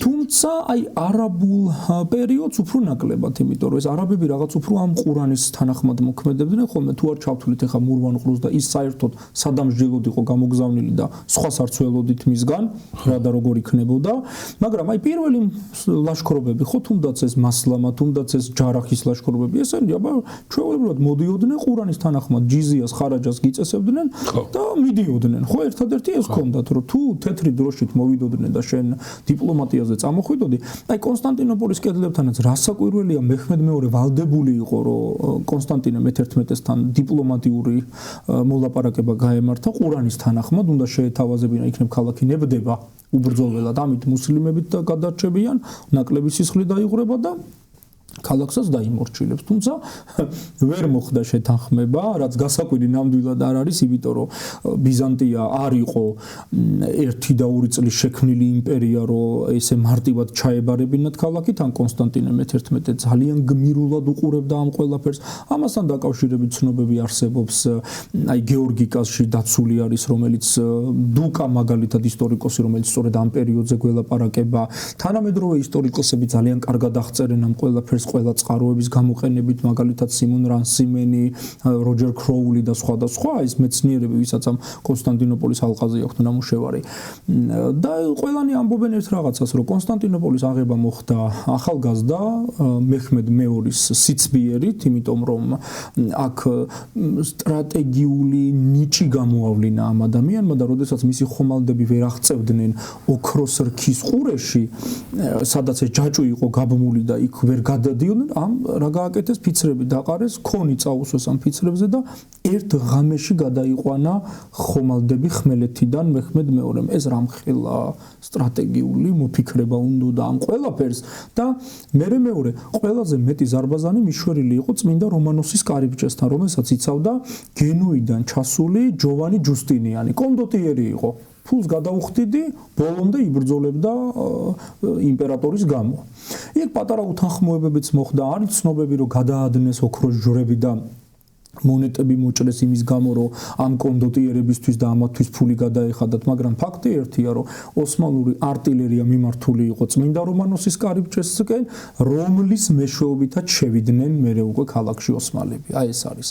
და როგორც აი სოფლიო პოლიტიკური მასშტაბით რო შევაჯამოთ, კონსტანტინოპოლის აღება გარდაუვალი იყო, აქ ისინი ელოდებოდნენ ვენეციიდან ფლოტი უნდა მოსულიყო, ელოდებოდნენ რომ უნგრეთიდან ჯარი უნდა მოსულიყო, მაგრამ რასაკვირველია, ესენი იყო ფუჭი დაპირება, არც უნგრეთიდან წამოსულა ჯარი, არც ვენეციური ფლოტი მოსულა კონსტანტინოპოლში, კი სადღაც შენიშნეს, რომ იქ დაცურავდნენ, იქ ახლოს იმ კიპრთან, იქ რაღაცა საბერძნეთის კუნძულებთან, თუმცა კონსტანტინოპოლისკენ აღარ წამოსულან. ერთადერთი ვინც ჩამოაღწია ამბობენ, ეს არის უნგრული რამდენიმე რამდენიმე გემმა შეაღწია ოქროს რქის ყურეში და სულთანი რო უყურებდა იმდენად გაბრაზებულა რომ ცხენით შევარდნილა წყალში რომ ბალთოღლუ სულეიმანს უყვიროდა რომ როგორ გაატარეთ ამდენი გემი გყავთ თქვენ და როგორ გაატარეთ ეს უნგრელები ოქროს რქის ყურეში აი ამიტომ ძალიან გაცოფებულა დიდხანს გაგრძელდა 53 დღე გაგრძელდა კონსტანტინოპოლის ალყა და თვითონ ბანაკშიც ეუბნებოდა მისი დიდი ვეზირი ჩანდარლი მეჰმედ-ფაშა რომ იქნებ მოხსნათ ალყა თორე არმიას დავკარგავთ თან ეუბნებოდნენ რომ უნგრული არმია რომ მოვიდეს უკნიდან აი მერე რა ვქნათ ორ ფრონტზე ვეღარ ვიბრძოლოთ ანუ იყო შანსი მაგრამ რა თქმა უნდა არ იყო კოორდინაცია და პოლიტიკური ზუსტად იმ წელს დამთავრდა 100-იანი ომი ევროპაში ეხა აქ აღმოსავლური ევროპული ქვეყნები ანუ მე გულისხმობ უნგრეთს ვლახეთს ეგენი არაფერ შუაში არ არიან უფრო დასავლურ ევროპული სისხლი იღვრებოდა იქ მაგრამ ყოველ შემთხვევაში ეს არ იქნებოდა საკმარისი რომ სულთნის არმიისთვის ელემენტარული 100-190,000 კაცი არის საუბარი რომელიც იმ პერიოდში იყო ერთ-ერთი ყველაზე დიდი ძალა. იყო აი იმ პერიოდში და საზოგადო სოფლიომ რა იხილა? სოფლიომ იხილა პირველად რომ დიდი და მასობრივი კედლები წარსულს ჩაბარდა და ახალ ეპოქაში გადააბიჯა, სადაც უკვე ზარბაზნები გაცილებით უფრო დიდ როლს თამაშობს, ვიდრე დიდი და მაგალითად რამდენიმე ეტაპად განლაგებული სამხედრო ციტადელები, ანუ კედლები, ხო, ჩამოინგრა რომანოსის კარიბჭე და 1453 წლის 29 მაისს აი რომანოსის კარიბჭიდან შევიდნენ ოსმალების იენიჩარები შევარდნენ, იმიტომ რომ ბოლო იმედი სულთნის უკვე იენიჩარები იყვნენ, აი ეგ დღეც რომ ბიზანტიას გაეძლო, აი იმ პერიოდში მაშინ ბიზანტიის იმპერია არ დაეცემოდა. ალბათ იმ მომენტში არ დაეცემოდა, მაგრამ ძალიან რთული იყო, ბატონო. აი აქ კი ჩვენთან ძალიან დრამატულად ვითარდება ისტორია. გიორგი მეშვიდეს აქვს ძალიან აი როგორ რა ვთქვა, ოპორტუნისტ ოპონენტებთან დაპირისპირება. არ არსებობდა არავითარი ლეგიტიმური მიზეზი, რატომაც შეიძლება გასჩენოდა ბაგრატს მეფობის პრეტენზია. და წააქეზა ეს ყვარყვარემ ათაბაგმა და გიორგი ბაგრატის ამბიცია, რომელიც არალეგიტიმურია, გახდა ლეგიტიმური გურიისთვის, სამეგრელოსთვის, სვანეთისთვის, იმიტომ რომ მათ დაპირდა რაღაცა ფეოდალურ თავისუფლებას და პრაქტიკულად ამით გაგულისებულმა შეუტია ლეგიტიმურ მეფეს. როგორ გაგცედა მოვლენები?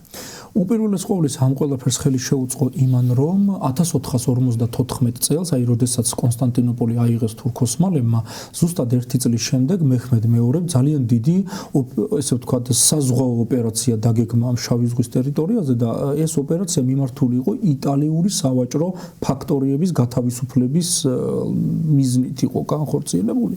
სტამბოლიდან გამოვიდა ხომალდები, ამ ხომალდებმა რასაკვირველია ჯერ მოარბიეს ეს ტრაპიზონის სანაპიროები და ტრაპიზონის სანაპიროებიდან ამოვიდნენ და ერთ-ერთი იტალიური კონკრეტულად გენუელთა სავაჭრო ფაქტორია იყო დასავლეთ საქართველოში კონკრეტულად ცხუმი, ეგრეთ წოდებული სოხუმი.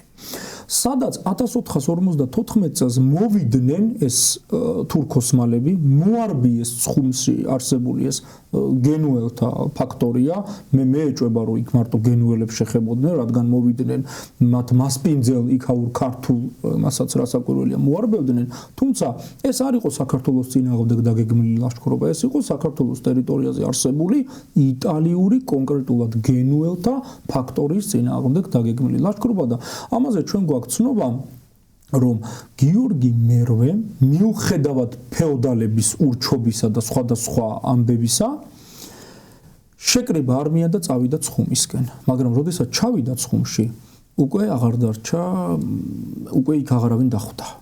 ამ დროს უკვე ოსმალები მიდიოდნენ ყირიმისკენ, კერძოდ ქაფასკენ, სადაც ასევე იყო იტალიური გენუელთა ფაქტორიები. ამით იმის თქმა მინდა, რომ 1454 წელს ჯერ კიდევ აქვს საქართველოს იმისი შანსი, რომ გაერთიანებული ძალები წავიდეს მტრის წინააღმდეგ. ანუ ჯერ არ არის ის მასობრივი ეს რაღაც დაპირისპირებები დაწყებული, აი ბაგრატს, ყვარყვარეს და გიორგის შორის, რაც იმ პერიოდში მოხდა. მე ხა აღმოსავლეთს არ გულისხმობ, იმიტომ რომ ხა აღმოსავლეთ ფეოდალები უფრო ამ პროცესების მერე გააქტიურდნენ. აღმოსავლეთში მყოფი ფეოდალები უფრო აქტიურობდა, რა თქმა უნდა, იმერეთის ბაგრატი, რომელმაც თავის თავს ბაგრატ მე-6 უწოდა. ნუ ეს ბაგრატ მეხუთის შემდეგ ვის ხო ერთიან საქართველოს მეფედ მიიჩნევდა თავის თავს გარკვეული პერიოდი, სანამ მას ეკავა ქართლიც და იმერეთიც, ხო, 1466 წლიდან 1478 წლამდე. სანამ იქ მერე კონსტანტინე მოვიდოდა, გიორგის ძმის წული. ეხლა აი ამ პერიოდში სხვათა შორის ხო და გეგუც გაჩერდა მერე, ესე იგი იმერეთში წამოვიდა. იქ რო ცხუმი რო უკვე მორბეულა აღარაფერი აღარ დახვდა იმ გენუელთა ფაქტორიაზე და უკვე მობრუნდა უკან გეგუთის ციხეში გაჩერდა გეგუთის მახლობლად ასე ვთქვათ აი მერე უკვე წეგან როგორც ვთქვით ხო სამცხის ათაბაგი ყვარყვარე გამოდის ისეთი ძლავრი მითი სეპარატისტული იდეებით რომ 1458 წელს ყვარყვარე ჯაყელის მოწვევით გიორგი მერვის წინააღმდეგ ლაშქრობს უზუნ ჰასანი. პირველად გიორგი მერვის წინააღმდეგ უზუნ ჰასანმა 1458 წელს გამოილაშქრა. უზუნ ჰასანის თემურლენგზე ნაკლები დამპყრობელი არ იყო, იმიტომ რომ ის არც ეს შემოგვესია ნაკლებად. ყველა რაღაცა ამ კონკრეტული მონაცემებით 6 ლაშქრობაა დაფიქსირებული უზუნ ჰასანის საქართველოში. მათ შორის მარტო თბილისის მიმართულებით არ არის, სამცხის მიმართულებით, იმიტომ რომ უზუნ ჰასანი ხშირად იცვლიდა პოზიციას. აი მაგალითად ეხლა ყვარყვარეს ეს გიორგი რატო არ უყვარს, იმიტომ რომ როცა ყვარყვარე და თავისი ძმა დაერივნენ ერთმანეთს სამცხის ტახტისთვის, ჩვენ ვიცით რომ გიორგი გადავიდა იქ, ეს ხდება აი 1451 წლის ეს პერიოდია. გადავიდა იქ, ყვარყვარე წამოიყვანა თავისთან, თბილისში გააჩერა და ისევ აღბუღა ჯაყელი დასვა იმაში რა ქვია სამცხეში. ეხლა აქ რა ხდება?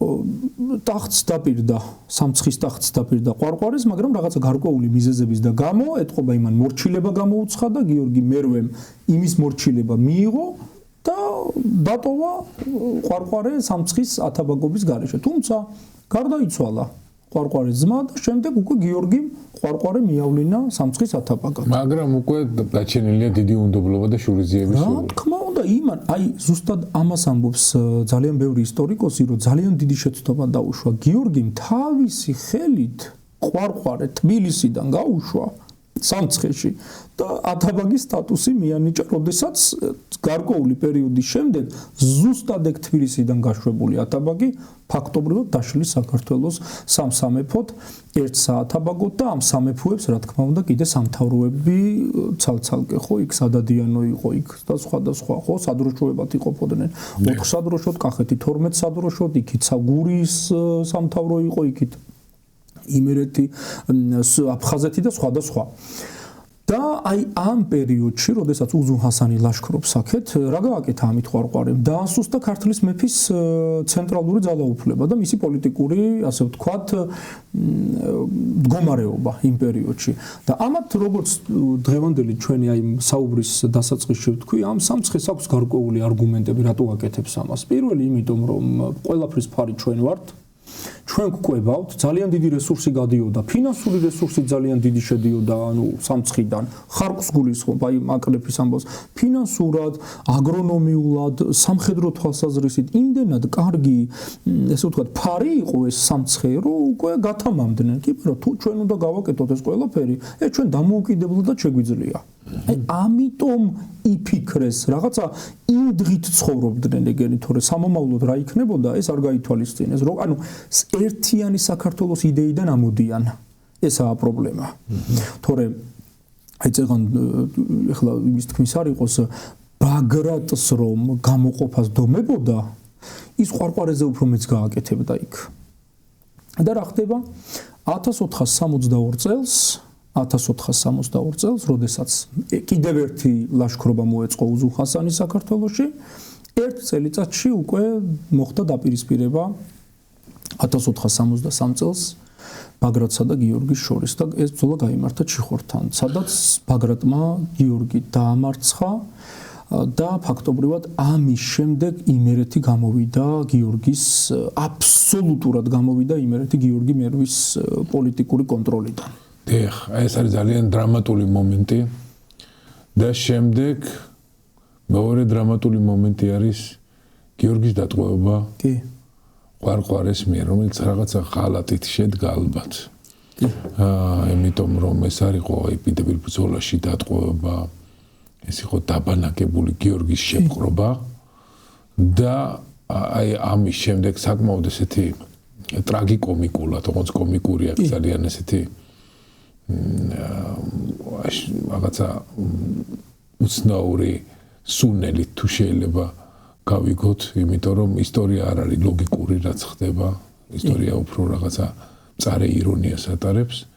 ყვარყვარე შემდეგ ცდილობს მანიპულაციას აი ამ დაპირისპირებით დაინახა რომ მაგრამ მე ეს ყველაფერი გავაკეთე, იმიტომ რომ საქართველოს ერთიანობა რაღაცნაირად დაუშალო და აი თხა გავყიდე, თხა ვიყიდე და გიორგი გამოუშვა. აი ეს და თან გიორგი მთელი აი თავისი მოღვაწეობის პერიოდში სანამ ის იყო აი ერთიანი საქართველოს მეფე ხო ნებისმიერ ფასად ცდილობს რომ ქვეყანა შეინარჩუნოს როგორც ერთიანი. ჩვენ მას ვერ დავწამებთ ის რომ ის რამეს აკლებდა ქვეყნის გაერთიანების პროცესის აი ესე ვთქვათ შენარჩუნებას და მეცაც ვიტყვი აი როდესაც ლუდოვიკო ბოლონიელი ჩამოვიდა საქართველოში და მან პაპის ერთ-ერთი პაპობის ისტორიაში უდიდესი დიპლომატი პაპის პიუს მეორის დავალებით რომ იქნებ ანტიოსმალურ კოალიციაში მიიღოთ მონაწილეობა. იმიტომ რომ კონსტანტინოპოლის დაბრუნების სურვილზე არის საუბარი.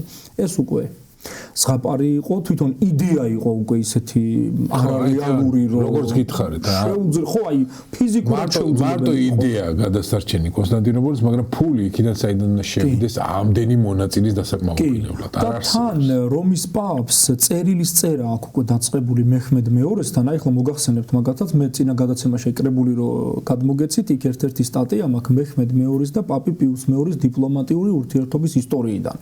ეპისტოლა ეთ მუჰამედ ესე ქვია ამ პაპის მიერ დაწერილ წერილს მეჰმედის მიმართ, რომელზეც ისტორიკოსები დღემდე დაობენ და რაღაცა კუთხით ამ სტატიაში მე ჩემი მოსაზრება დავაფიქსირე, რას ფიქრობ ამ წერილთან დაკავშირებით. არის ისტორიკოსების ნაწილი ფიქრობს, რომ ეს წერილი დაწერა იმიტომ, რომ ევროპელი ლიდერები გამოეცოცხლებინა და მიემართა ოსმალების წინააღმდეგ, თუმცა ძალიან არარეალური და სუსტი არგუმენტი მგონია, არის მეორე წერილი კუთხეში მიმწყდეული დიპლომატი რომის პაპი, რომელსაც არანაირი ბერკეტი არ აქვს, ვერც იწვევს ჯვაროსნულ ლაშქრობას, იმიტომ რომ ჩვენ ვიცით მისი წარუმატებელი შეკრება მანტუაში, სადაც ელოდებოდა და რაღაცა პატარ-პატარა საგრაფოების და 500-400 რაინდის მეტი არავინ არ ჩაუვიდა იქ, ეს უკვე ყველაფერზე პასუხი იყო. აი ახლა რაზეც საუბრობ და ეს რო ჩამოდის ეს ლუდოვიკო ბოლონიელი რამიზნით ჩამოდის რომ უნდა საქართველოს გამოიყვანოს ჯერ არა ვართ დაშლილი ამის თქმა მინდა თუმცა დაპირისპირებები არის უკვე აი განსაკუთრებით იქ ასე ვთქვათ ყვარყვარესა და მის ძმას შორის რო იყო შიდა ფეოდალური დაპირისპირებები არის მაგრამ ერთიანი საქართველოს მეფე მაინც გიორგი მერვეა ამის თქმა მინდა ეს ლუდოვიკო ბოლონიელი რო ბრუნდება უკან ვინები წავიდნენ საქართველოსდან წავიდნენ ელჩები უზუნ ხასანმა გაგზავნა ეს ელჩები და აი ზუსტად აი აქ სვამ ასე შეკითხვას იმდენად სუსტი იყო კოალიციის აღმოსავლელი წევრების პირობა რომ ამ ანტიოსმალურ კოალიციაში ჩაერთვებოდნენ თუ კოალიციაში ჩართვას აპირებენ უზუნ ხასანი 1462 წელს და ასე შემდეგ რატო ლაშქრობს ჩვენ ტერიტორიაზე მაგალითად ხო იმიტომ რომ უკვე ჩაიშალა ყველაფერი იქ 58-ში შემოვარდა 58-ში ლუდოვიკო ბოლონიელი უკვე ელჩობს აღმოსავლეთში. ამ დროს უზუნ ხასანი ჩვენ გვესხმის თავს და გვასუსტებს. ანუ თვითონ იმდენად არამყარი პოზიცია იყო. ხა ევროპაზე უკვე მოგახსენეთ იქ რაც ხდებოდა, ხო? იქ 100 წლიანი ომის შემდეგ იმად იმდენი ხანი სჭირდებოდათ, რომ რეაბილიტაცია მომხდარიყო ეგრეთ წოდებული ძალების თუ ასე შემდეგ. დაჯდა ეს რომის პაპი და 1460-61 წლებში დაწერა წერილი.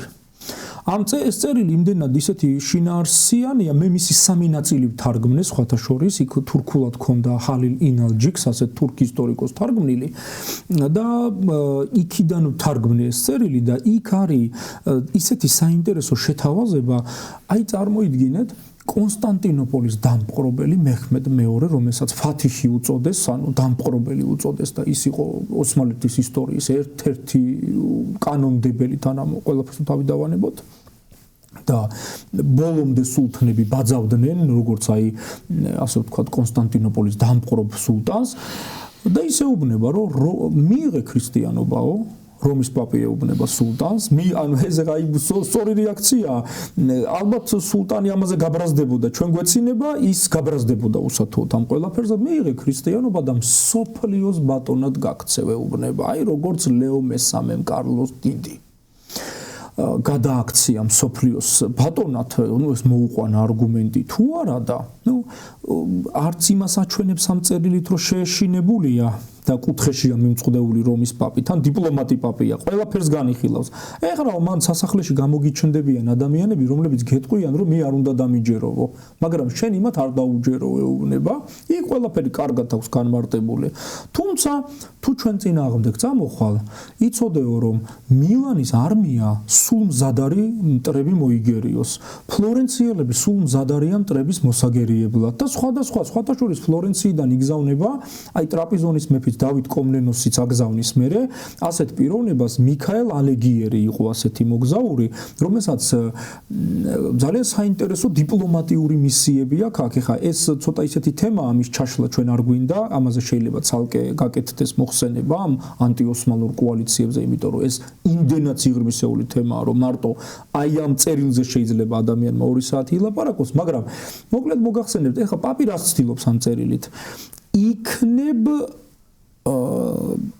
იქნებ დავიყოლიო და მივაღებინო ქრისტიანობა და ამით ხო ამოისუნთქებდა ქრისტიანული სამყარო იმიტომ რომ პაპს რეალურად თუმცა ეს რა რთული საქმეა სულთანს იმდენად არარეალური საქმე ნუ არაადეკვატური მე ყოველ შემთხვევაში მიმაჩნია რომ ამ წერილმა სულთნამდე მიაღწია მე არ მგონია რომ ისეთ დიდ დიპლომატს როგორიც იყო ენეო სილიო პიკოლომინი ანუ რომის პაპი პიუს მეორე რომ ეს წერილი თან კალიქსტ მესამის შემდეგ მოვიდა ხელისუფლების სათავეში და ეხლა როცა კალიქსტის ისიც ასევე დიპლომატი და ანტიოსმალური კოალიციების ესე ვთქვათ მოწყობის ძალიან დიდი ინიციატორი იყო და უცბად ეს პიუს მეორე ასე წერილს წერს მე მეეჭვება რომ ეს წერილი ისეთი პაპის ხელიდან დაიწერა რომ ეს მხოლოდ ევროპელი მონარქების მოსატყუებლად ყოფილიყო ვისატყუებ ყველა ხედავს აბსოლუტურად ევროპა რა მდგომარეობაშიც არის და მეორე რა თქმა უნდა გამოუგზავნიდა ამ წერილს რა მიდის რომის პაპის ის კუთხეშია მიმწყდეული იქ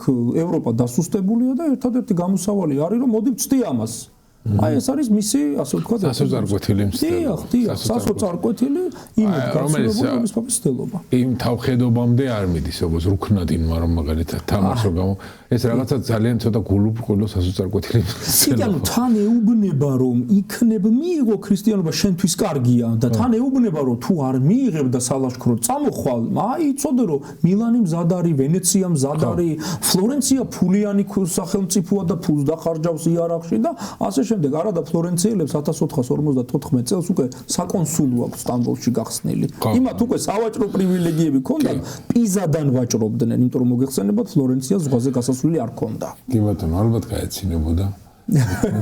დააგეგმა სამხედრო ექსპედიცია ვენეციის წინააღმდეგ და აი 1491 წელს ზუსტად იმ იტალიური კამპანიის დროს მოკლეს. სავარაუდოდ ან თეთრბატკნიანთა სახელმწიფოს ხელი ერია ამ ყველაფერში და როგორც ვარაუდობენ, სპარსელი ექიმი ყავდა და შეიძლება მისი მემკვიდრის ბაიაზიდ მეორის ხელიც ყოფილიყო სულთნის მკვლელობაში. აქ უკვე ბევრი ადამიანი გამოდის, იმიტომ რომ სულტანმა სიცოცხლის ბოლო პერიოდში მემკვიდრეობის მზერა ისეთ ყველაზე უმცროს უფლისწულზე, უფლისწულ ჯემზე შეაჩერა და უფროსი უფლისწული ბაიაზიდ მეორე ტახტიდან ჩამოაცილა.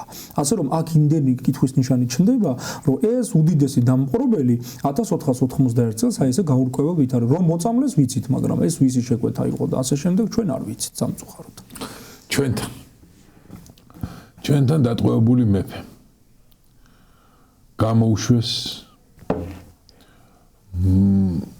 რა ხდება აი იმ მოღალატურად შეპყრობილი გიორგი მერვის მომენტში მისი ძმისწული კონსტანტინე გაიქცა ის ვერ შეიპყრეს და ეს კონსტანტინე ასრულებს მნიშვნელოვან როლს რომელიც შემდეგ კონსტანტინე მეორე ხდება, ხო? დიახ, აი მაგალითად ამ შემთხვევაში, როცა ჩიხორთან დამარცხდა და ფაქტობრივად ბაგრატზე ყველანაირი კონტროლი დაკარგა და ბაგრატი უკვე 1463 წლიდან ითვლება დამოუკიდებელ აი თავის ტერიტორიების მმართველად, ზუსტად 2 წლის შემდეგ 1465 წელს, როდესაც განუდგა ყვარყვარე ჯაყელი მეფეს და მეფემ გადაწყვიტა, რომ ჯარით წასულიყო და ყვარყვარეს ღირსეულად შებმოდა, გიორგი მეორე დაბანაკდა ფარავნის ტბასთან ახლოს და აი ზუსტად ღამე, როდესაც ნამდვილად არ ელოდებოდა მეფე აი ყვარყვარე ჯაყელის თავდასხმას, ზუსტად ეს მოხდა, ღამის შეტევა იყო, სადაც მეფე ტყვედ ჩაუვარდა ყვარყვარე ჯაყელს.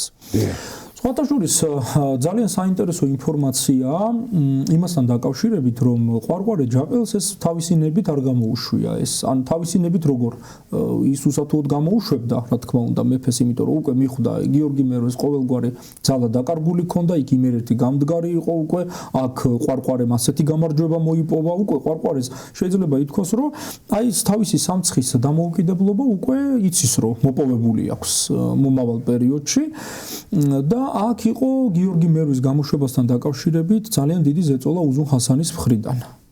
თან ეს გიორგი რას აკეთებს? იმის ყვარყვარეს ოჯახიდან ქორწინება მოხდა იქ, საკუთარი შვილი გააყოლა ცოლად, ანუ სიძედ დაისვა, რომ რაღაცა კავშირი მაინც ქონოდა ნათესაობრივი ამ ორ ქართსა და სამცხეს. და როცა გიორგის უშვებენ ტყვეობიდან, რა ხდება?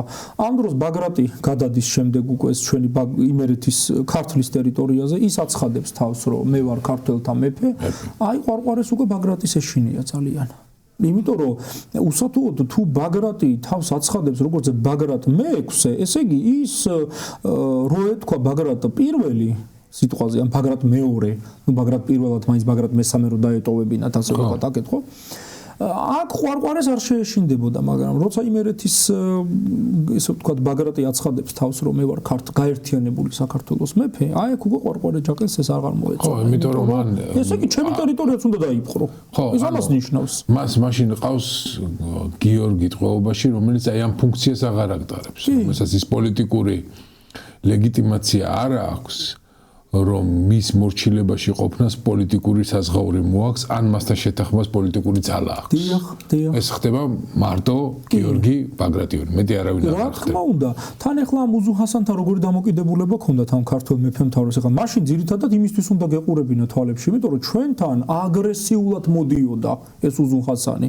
ერთადერთი ახლა მეჰმედ მეორე 1461 წელს დაიპყრობს იმ ტრაპიზონს და გაგვიმეზობლდება.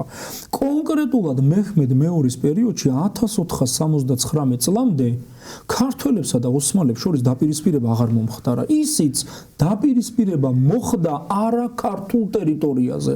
იმიტომ რომ ტრაპიზონის იმპერია რო დაეცა 1461 წელს, როგორც ჩანს, იქ იყო 3 ციხე, სადაც ქართული გარნიზონები იდგნენ. ანუ წარმოიდგინეთ, ოსმალებმა დაიპყრეს ტრაპიზონი და ამ 3 ციხეში ქართული გარნიზონები იდგნენ. თორულის, ჯეზრეს და ჯენეხახის ციხეებში.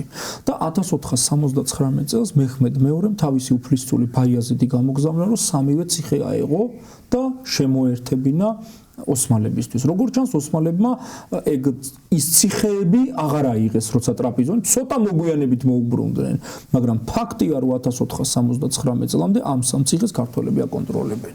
და ჩვენ გვაქვს ძალიან ისეთი ცნობები ამ ციხეებთან დაკავშირებით, ხო? ეს აი მაგალითად არის ასეთი თურქი ისტორიკოსი ფახრედინ კირზიოღლუ, რომელიც ისეთი ისტორიკოსია, რომელსაც აი როგორ ვუწოდო, წყაროს კითხულობს ისე როგორც თვითონ აწყობს. აი მაგალითად წყარო უდევს წინ, ხო? სადაც თურქები არიან წინახაზე წამოწეული, ხა ადამიანი ამტკიცებს, რომ მე-15 საუკუნეში ორი ლაშქრობა მოხდა ოსმალების საქართველოს წინააღმდეგ 51-ში და 54-ში. ვახუშტი ბატონიშვილს იმოწმებს და ვახუშტის შეცდომა აქ 1451 წელს წერს 54 წლის ლაშქრობაზე. ეს ერთი და იგივე ლაშქრობაა, მაგრამ ის მოხდა 54-ში და არა 51-ში. კირზოოღლუ ამბობს, რომ ცხუმის დარბევის შედეგად მთელი დასავლეთ საქართველო გახდა ოსმალებისო, რაც რეალურად არის ძალიან დიდი სიცრუე. ანუ იმან უფრო პროდუქტულად გააკეთა ეს ყველაფერი. მაგრამ ქართველი ისტორიკოსების მიერ ამას გაეცა პასუხი, რა თქმა უნდა, იმიტომ რომ ჩვენ მის ნაშრომს ვიცნობთ. მე ვერ ვიტყვი რომ მის წიგნში ყველაფერი ესეთი უყურადღებოთ უნდა დარჩეს. არა, იმას ძალიან საინტერესო მიგნებები აქვს, თუმცა აი ამ საკითხს ძალიან ისე პროთურქული იმით უყურებს, რა თქმა უნდა, უფრო ესე იმპერიალისტური შეხედულებით დასავლეთ საქართველოს მე-16 საუკუნეში არ იყო მთლიანად ოსმალების.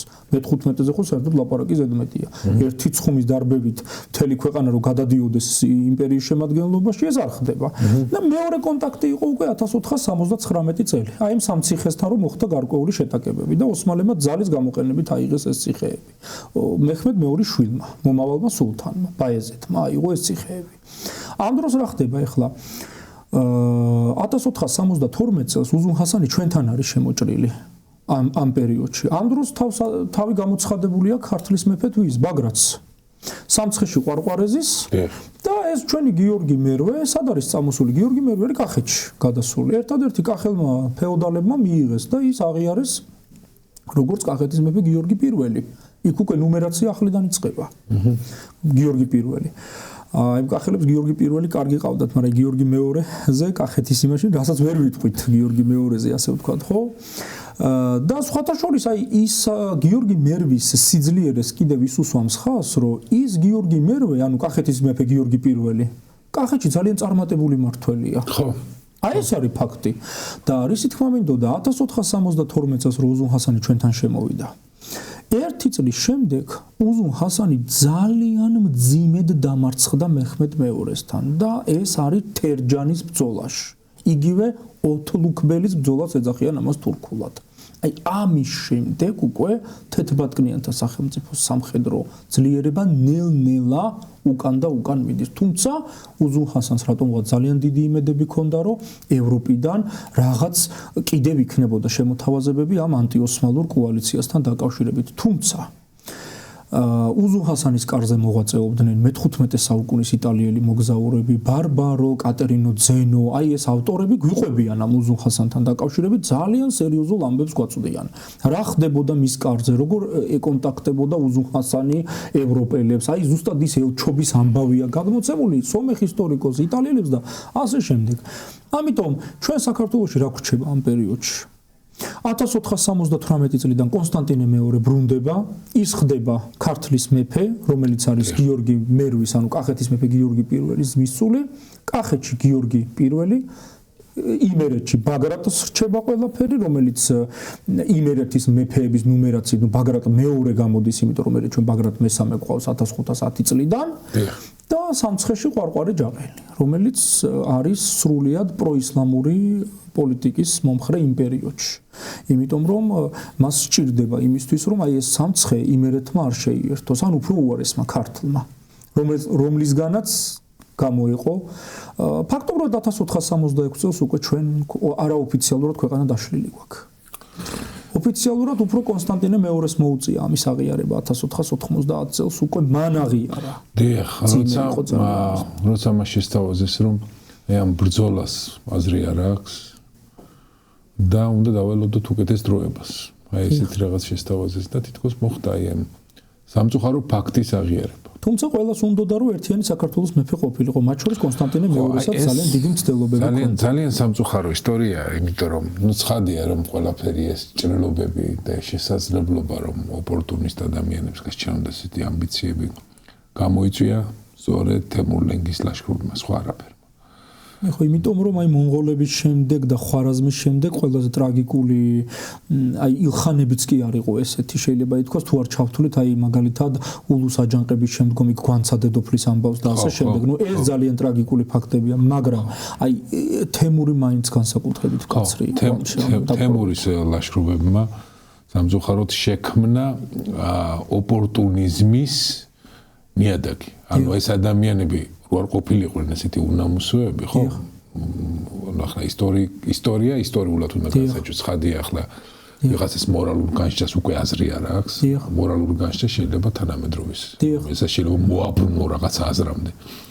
მაგრამ ეს ადამიანები რო არ ყოფილიყვნენ ესეთები როგორებიც არიან, შეიძლება ეს არ მომხდარიყო, მაგრამ რომ იყვნენ როგორებიც არიან, ამის შესაძლებლობა შექმნა თემურლენგმა, ამისი თქმა მინდა, თორე ამ გადასახედიდან დაახლოებით 6 საუკუნის წინანდელ მოვლენებს ცხადია მორალური ინსტრუმენტით ვეღარ გავშით. თან აი მაგალითად უზუნ ხასანის შემთხვევაში ხო უზუნ ხასანი ტრაპიზონის იმპერატორის სიძე იყო. ტრაპიზონის იმპერატორის შვილი ყავდა ცოლად მოყვანილი და იმან თან რა უთხრა რომ ესე იგი შვილი გამომაყოლეო და თან მზითვებში კაბადოკიაც მოაყოლეო რა ეხლა აქ რაშია საქმე კაბადოკია იმ დროს არ იყო იმისი რა ქვია ტრაპიზონის იმპერიის ანუ ტრაპიზონის უკანასკნელი იმპერატორი დავით მეხუთე რომელიც შემდეგ ძალიან ტრაგიკულად ამთავრებს თავის სიცოცხლეს იმიტომ რომ კონსტანტინის ტრაპიზონის აღების შემდეგ 60 დღიანი ალყა იყო და მაინც მოახერხა აღება მექმედ მეორემ ეს მთელი ოჯახი დაასაჭურის ამათი შვილი ქარემში წაიყვანა ეს თვითონ დახოცა ეს უკანასკნელი ვინც იყვნენ ეს კომნენოსები და აი იქ ეუბნება რომ შვილი რომ მოხავდა ამ უზუნ ხასანს რომ კაბადოკია მზითვებში გამოვატანებდა უზუნ ხასანს რაში ჭირდებოდა ეხლა ეს კაბადოკია იმ პერიოდში არ იყო ტრაპიზონის უბრალოდ როდესაც იქ ოსმალები ტრაპიზონი ან დაუშვათ ტრაპიზონი დაეცემოდა ან ასე შემდეგ უზუნ ხასანს მექმედ მეორესთან სათქმელი ექნებოდა რომ აი ერთი პერიოდი ეგ მე მეანდერძეს ეგ ტერიტორია, კაბადოკიის ტერიტორია, ცენტრალური ანატოლია. ყველაფერს ფიქრობდა აბსოლუტურად ეს ადამიანი ახლო აღმოსავლური პოლიტიკის და გამომდინარე და აი იქ თერჯანთა რო დამარცხდა სხვათა შორის ხო უზუნ ხასანის დედა მივიდა.